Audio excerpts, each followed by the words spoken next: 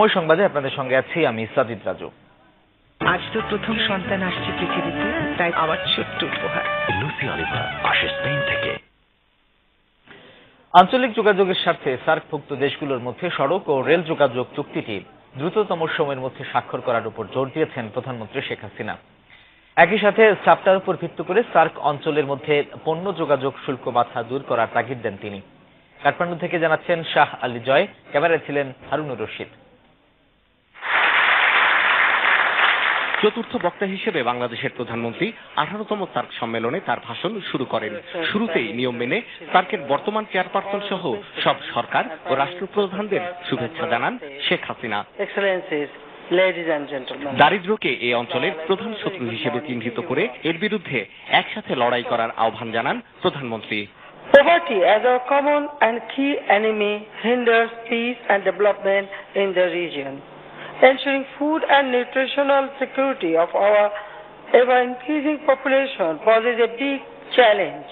In this context, effective operation of SARC Food Bank and Seed Bank are important.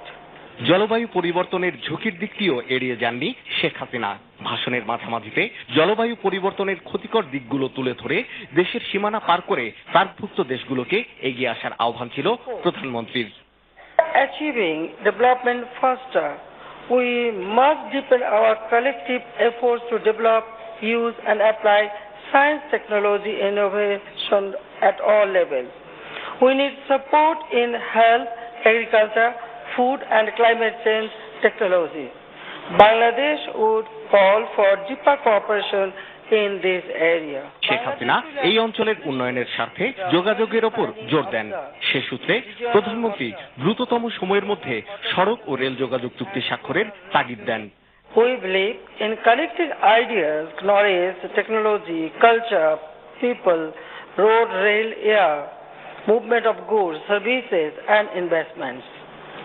Bangladesh will appreciate the early signing of the Regional Motor Vehicles Agreement and Regional Railways Agreement.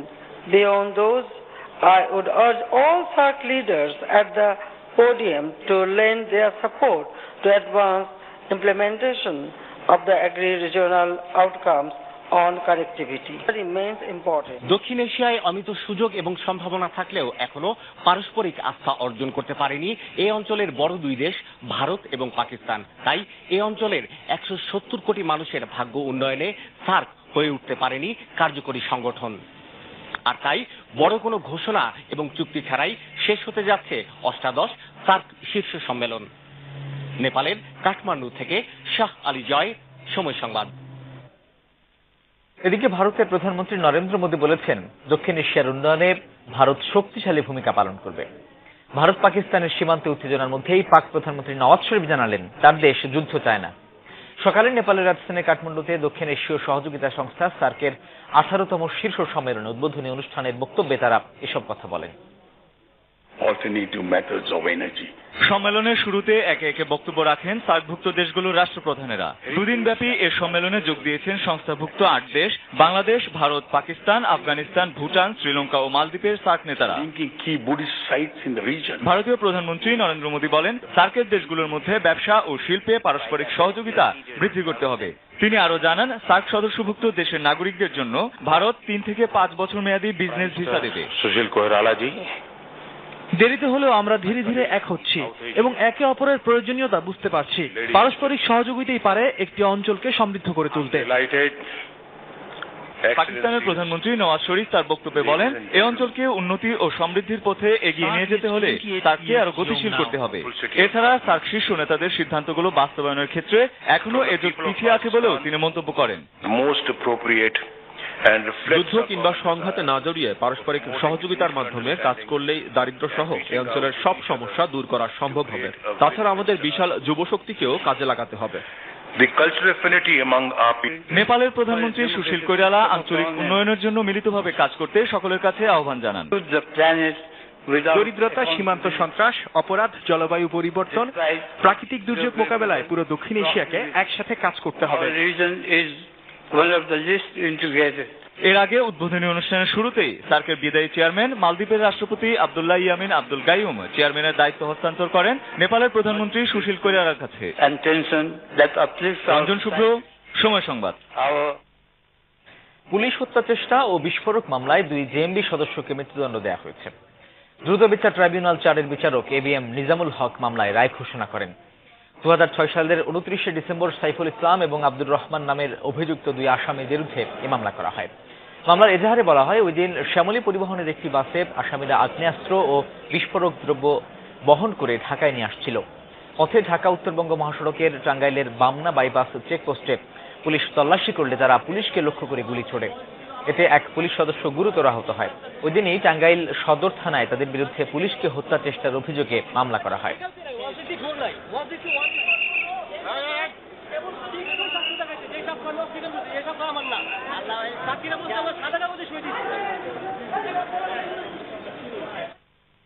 আসামিগণ পুলিশকে কেন্দ্র করে হত্যার উদ্দেশ্যে গুলি করতে থাকে। পুলিশের source একজন জয়নাল আবেদিন, সে আহত হয়। হাসপাতালে নেওয়ার পরবর্তীতে আসামি ভিকটিম মারা যায়। আমরা সাক্ষী প্রমাণ করতে সক্ষম হয়েছি এবং ট্রাইব্যুনাল মৃত্যুদণ্ড সাজা দিয়েছে। আমরা সরকারের কাছে দ্রুত এর রায়ের কার্যকর করার জন্য অনুরোধ জানাচ্ছি। বন্দুক যুদ্ধের যে কথা বলা হচ্ছে, সে বন্দুক যুদ্ধের কোনো গুলির খোসা এই আদালতে উপস্থাপন করতে পারেনি এবং ওনারা যে সোর্সের দাবি করা হচ্ছে যে পুলিশের সোর্স মারা গেছে, এই ধরনের কোনো পেপার আদালতে উপস্থাপন করতে পারেনি। আদালতের এই আজকে যে আদেশ, এই আদেশে আমরা বিক্ষুব্ধ এবং আমরা সন্তুষ্ট হতে পারি নাই।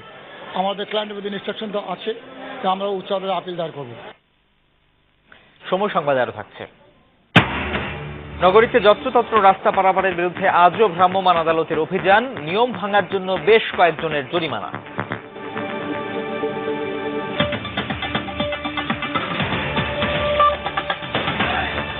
এক কথায় বলতে গেলে মেগাই বাজারের সেরা। অ্যানালগের দিন শেষ, মেগা পাওয়ার টুলসে বাংলাদেশ। এবারের বিশ্ব ইজতেমায় ইবোলা আক্রান্ত দেশগুলোর মুসল্লিদের আসতে দেওয়া হবে না বলে জানিয়েছেন স্বরাষ্ট্র প্রতিমন্ত্রী আসাদুজ্জামান খান কামাল। দুপুরে সচিবালয়ে এক ব্রিফিং এ তথ্য জানান তিনি। ব্রিফিং এ স্বরাষ্ট্র প্রতিমন্ত্রী আরো বলেন, গত বছরের মতো এবারও 2 ভাগে বিভক্ত হয়ে আগামী 9, 10 ও 11 জানুয়ারি এবং পরে 16, 17, 18 জানুয়ারি ঢাকায় বিশ্ব ইজতেমা অনুষ্ঠিত হবে। আইন শৃঙ্খলা নিয়ন্ত্রণে মাঠের প্রবেশপথে কৌশলগত স্থানগুলিতে ওয়াচ টাওয়ার ও ভিডিও ক্যামেরা, সিসিটিভি স্থাপন আমরা করার প্রস্তুতি নিচ্ছি।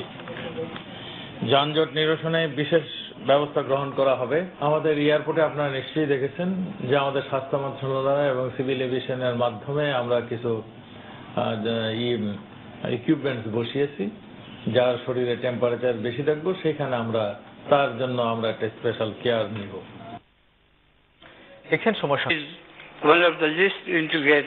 এর আগে উদ্বোধনী অনুষ্ঠানের শুরুতেই সার্কের বিদায়ী চেয়ারম্যান মালদ্বীপের রাষ্ট্রপতি আব্দুল্লাহ ইয়ামিন আব্দুল গাইয়ুম চেয়ারম্যানের দায়িত্ব হস্তান্তর করেন নেপাল।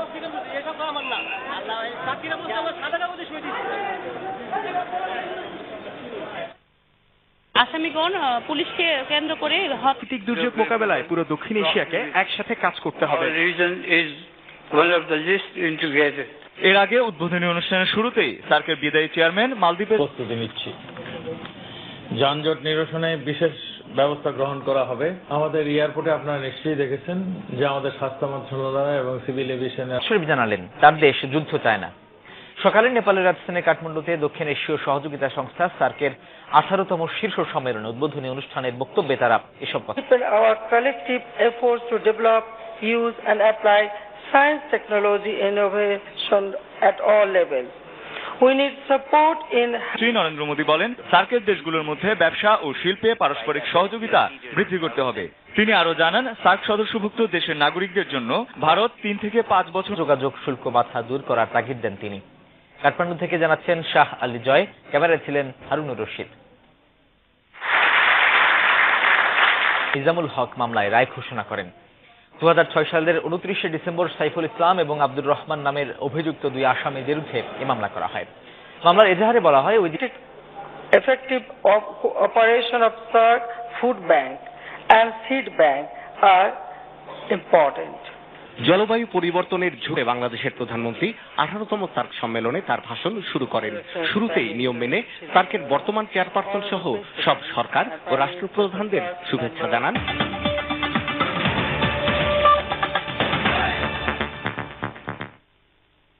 সময় সংবাদে আপনাদের সঙ্গে আছি আমি সাজিদ রাজু।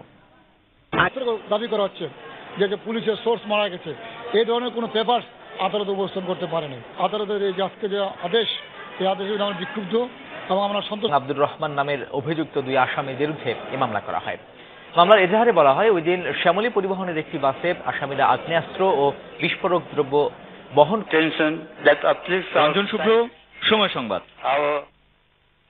পুলিশ হত্যা চেষ্টা ও বিস্ফোরক মামলায় 2 জেএমবি সদস্যকে মৃত্যুদণ্ড দেওয়া হয়েছে। এর আগে উদ্বোধনী অনুষ্ঠানের শুরুতেই সার্কের বিদায়ী চেয়ারম্যান মালদ্বীপের রাষ্ট্রপতি আব্দুল্লাহ ইয়ামিন আব্দুল গাইয়ুম চেয়ারম্যানের দায়িত্ব হস্তান্তর করেন নেপালের প্রধানমন্ত্রী সুশীল। এবং আমরা সন্তুষ্ট হতে পারি নাই। আমাদের ক্লায়েন্টের প্রতি ইনস্ট্রাকশন তো আছে, আমরা উচ্চ আদালতে আপিল দায়ের করব। সময় সংবাদ আরো থাকছে।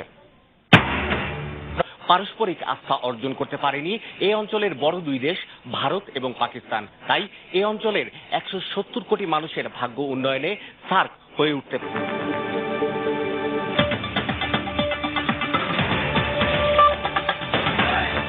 এক কথায় বলতে গেলে মেগাই বাজারের সেরা। অ্যানালগের দিন শেষ। উন্নয়নের স্বার্থে যোগাযোগের ওপর জোর দেন। সে সূত্রে প্রধানমন্ত্রী দ্রুততম সময়ের মধ্যে সড়ক ও রেল যোগাযোগ চুক্তি স্বাক্ষরের তাগিদ দেন। We believe